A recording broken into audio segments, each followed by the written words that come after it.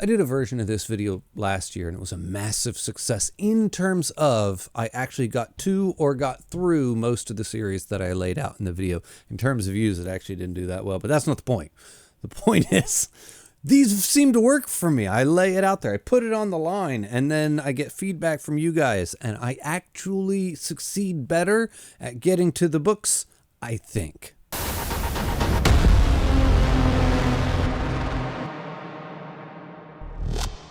Actually, last year when I did the video, I included books and manga, and I won't be doing that this time around. This is going to be books only. The manga in my life right now, the series I want to get to, is just much more nebulous, and there's probably more of them, and I don't have nearly as clear of an idea as to what I want to read and what I want to get to. I'm just kind of flying by the seat of my pants right now when it comes to manga. Anyway, here are 10 book series that I really would like to get to, and am I going to get to 10 in 1 year? Of course not. But these are the 10 that in my mind I would really like to read. And sound off in the comment section below, because I really want to know which ones you would like me to read and which ones you want me to prioritize. Because I just finished Malazan and the Farseer trilogy, so I really have no series that I'm reading at all right now. So I'm kind of at this turning point where I can kind of plug in some new series from scratch. I might ultimately put up a poll after this video and let you guys pick one that I'm going to read, and then the other one I'll pick, and I'll just kind of do it that way. I don't know. I haven't decided yet, but we're going to go ahead and we're going to start this off. Actually, I'm going to go ahead and I'm going to throw an honorable mention in here because he's not on the list this year, and he normally is on my radar when I make videos like this, and that's going to be anything Brandon Sanderson. He's completely fallen off of the radar because I always put him on there because it's like, he's such a big name. And I legitimately have never read anything from him ever. And I feel like I should, because everybody else is so into, Brando Sando. And he's just like the Cosmere and all this other stuff. And I don't know. He just kind of, I've lost interest. I was super excited, I think, because of all the hype that he generates in the space.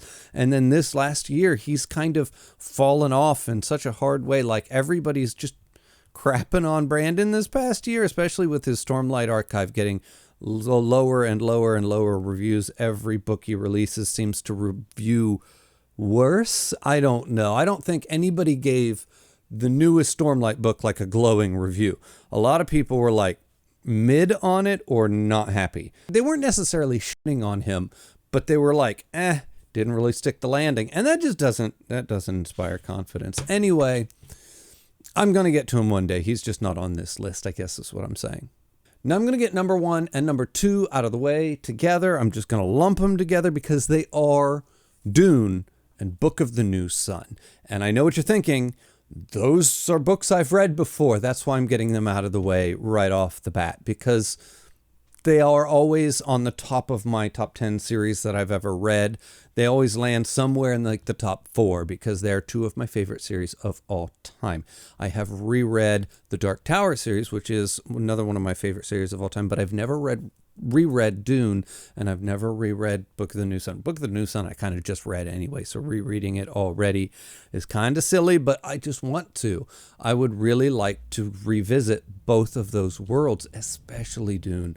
I just loved being in that space and being with those characters and that world, and the world building and everything that Frank Herbert is doing in that book is stupendous. I love it so much, and I really would like to get back to it and do it again. Actually, as a matter of fact, when I finished Malazan, I almost went directly into Dune, like just straight into it and just started right off there.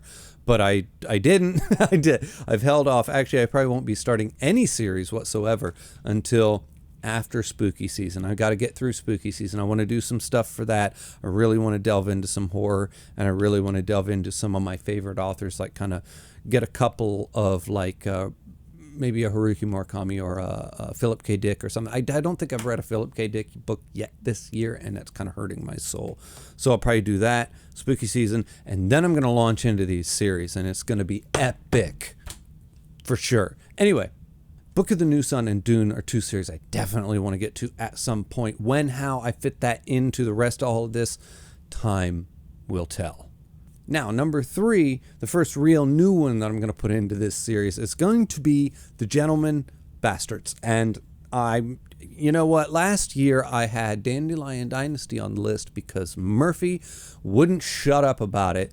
And I then put it on my list. I read it. And now Ken Liu is like one of my auto-buy authors. I will buy every book he releases on the first day that it comes out for the rest of eternity until he proves me wrong. And like he's going to have to fuck up real bad to get himself knocked off that list because his writing, I just adore it so dearly. So here we are this year with The Gentleman Bastards. Why is this one on the list? Once again, Murphy won't shut up about it. So she didn't do me wrong last year. Let's see how she does this year with The Gentleman Bastards. Although it's kind of like one of those things where we have a couple of the books out and then the author just stopped releasing books, which super irritates my soul, kind of like a George R.R. Martin situation. Like I don't know. That kind of throws me off the path of like, being super hyped about it.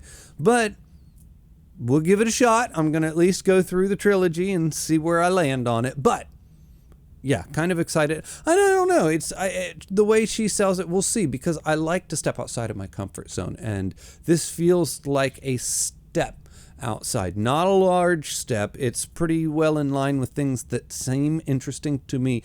But it feels like a step in the direction of being mildly outside of my comfort zone. Anyway, next up I'm going to say The Culture series by Iain M. Banks. This is right up my alley. This is science fiction, which was probably one of my first true loves when it comes to reading books, other than Stephen King. And it is kind of like a 10-book series about ideas and just the idea of this culture and this society in space. And they're not a real proper 10-book series. It's more like 10 standalone books that happen inside of this universe, and I don't think the characters carry over from one book to the next. It just sounds, every time I hear something about it, it just sounds like something right up my alley. Then, speaking of other booktubers, Moid loves this one. He goes forever banging on about The Culture, and he's another person that doesn't normally steer me wrong. I've read many suggestions from him. A couple of them I didn't like very well, but for by and large, if he recommends something, I tend to like it.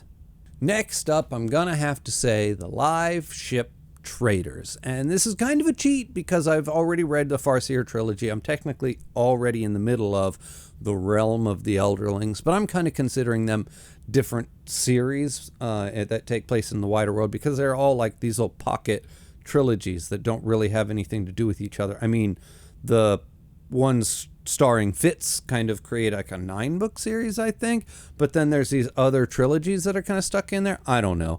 Either way, this is the other one. The Live Ship Traders was the one I was most excited to get to in the first place. I only read the Farseer trilogy, if I could talk. I only read that one to get to the Live Ship Traders because this is the one everybody says is the best trilogy of the entire Realm of the Elderlings. Like, flat out. There's like one or two booktubers that are like, well, it was okay, I guess. Everybody else is like peak Realm of the Elderlings. So this is kind of like what I've been waiting for. I don't know. That's another one. I was going to go right into Live Ship after Farseer, and now I'm just like, I don't know what to do. This is why I need help. Anyway, next up is going to be Dungeon Crawler Carl. Now, this is a scary one for me. I've been hemming and hawing and maybe this, maybe that, maybe yes, maybe no on Dungeon Crawler Carl for a while because, like I said, I like to step outside of my comfort zone.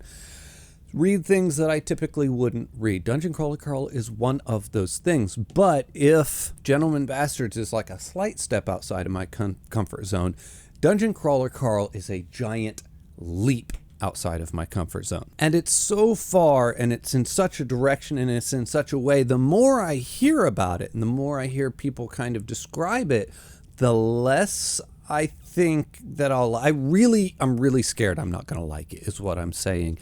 And I just did Empire of the Vampire earlier this year where I was like the one person in the world that really didn't like it. I don't want to be that guy again with Dungeon Crawler Carl, a series that's quite possibly even more beloved. So I'm like, oh God, I'm really really hesitant to start it because I sometimes I'm like, oh, it might be okay. And other times I'm like so sure that I'm not going to like it that I'm afraid to go into it. I don't know. I might just read it quietly by myself and then just never tell you guys I read it because unless I liked it, then I'll talk about, no, I'm kidding. I wouldn't do that. I don't know. I don't know. I'm super nervous about Dungeon Crawler Carl. Big time. Next up, I want to talk about Red Rising. This is one that I get asked all the time, like all the time in the comment section. And I've burned through The Expanse and I've also burned through the Sun Eater series, which are both soap operas. And soap operas are fine for me. It's not my like number one go-to for science fiction, but The Expanse was fine. It was kind of average. Sun Eater's great. Sun Eater's really, really good.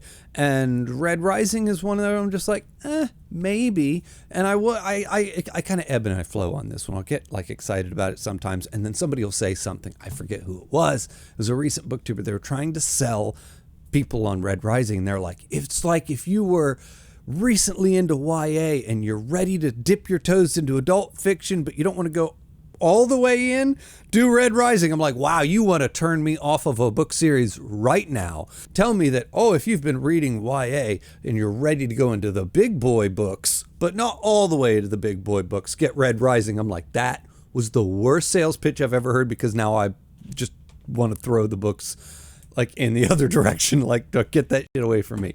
I'll be over here reading the big boy books. You can have your Red Rising. I don't know. I'm kidding. But no, I'm not kidding. I don't know what I'm saying. That was the pitch that they used for the books, and that was the worst pitch. I thought, oh, God, if there's one thing you could say that would make me not want to read the book, that was it. Anyway, give me a better pitch in the comment section, I guess is what I'm saying, because I really do want to read it, if for no other reason than to be a part of the conversation, because it is a very big thing on BookTube and a lot of thing, and something that clearly so many people love, and I'm not a part of yet. And I kind of want to be there, like I said, if for no other reason than to be a part of the conversation. Next up is going to be The Lord of the Rings. I know I've been talking about The Lord of the Rings for a very long time and saying that I need to read it and I'm going to get to it. I put it on my list of shame every time I do one and I still haven't read it. So and it's one that I genuinely do want to read. I keep wanting to read it. I just keep life happens, all these other things happen. I'm a mood reader and I get excited about things and it falls further and further down the list. It just, I keep kicking that can down the road. Eventually I'm going to get to it, and today might be the day. Let's get this done. Help me decide what I'm doing with my life here. After that, I'm going to throw in the Dresden Files. This sounds exciting. This sounds fun. It sounds like the fun kind of books in a fun kind of way. That's what I was just getting ready to say. But it sounds like an interesting, like you've got your magic and you've got your like almost like a detective story, but then in this interesting world, the world building sounds like it would be fun. The books sound like they would be fun. Everything about this just sounds fun. Now, the one turnoff I do have for the Dresden Files is this is like a 30-book series. And what kind of a series needs 30 books to tell the story? That sounds like it's too long. It sounds like it's drawn out, and it sounds like we're going to meander our way to the finish line, and that kind of irritates me. Sometimes it sounds like, what if the X-Files was a book series? Because the X-Files was one of the greatest ideas ever, one of the greatest TV shows ever. It just meandered around too much and was like 12 seasons long when it could have been like a really tight 4-5 season run. It could have been one of the greatest TV shows ever. But instead, it took too long to get to where it was going, and it was not. It ultimately that hurt the end product. Is all that I'm saying. That's my fear with the Dresden Files. I could be wrong. It could be the greatest thing I've ever read. And, maybe next year I'll change my tune after I've got a couple of them under my belt. Vampire Hunter D is like a 40-book series, and I love it. We'll see. And last but not least, another series that I've got in my mind, I've got myself hyped up for, and that's going to be Hierarchy. And I know what you're thinking. That's not a series. That's a book. That's called The Will of the Many. I know. But it will be a series, as of this year when a second book comes out, and then there's going to be more. It might be a trilogy. I don't know what it's supposed to be. But yes, I just see all the stuff about the will of the many. I'm not immune to FOMO. I don't think anybody is. But yeah, I don't know. It sounds interesting. It sounds like something that I would like. It's kind of fantasy. It's kind of sci-fi. It's kind of, I don't know. It sounds interesting. Although, who said it? Philip, somebody. These people have a way of boiling these stories down that make them sound not interesting. I forget what he said. Oh, it's just typical boy goes to magic school trope. And I was like, that doesn't sound very interesting at all. But stop making me not interested in books, booktubers. You terrible people is what you are. I'm kidding. Anyway, those are the 10 book series that I would like to get started here in the near future. I don't know exactly where I'll start or how I'll start. Maybe one fantasy, maybe one sci-fi, maybe alternate them that way. I'll probably scour through the comments of this video. Tell me on which one you think I should read. And then I might actually ultimately put up a poll of like the 4 that are doing really, really well in the comments and have you guys pick which one I start next. And see where that goes. Maybe not. I don't know. Let's start here. Let's start with this video and see what happens. Anyway, everybody, as always, the link for my Patreon's in the description below. The link for my Discord's in the description below. Thank you for watching, and I'll see you next time.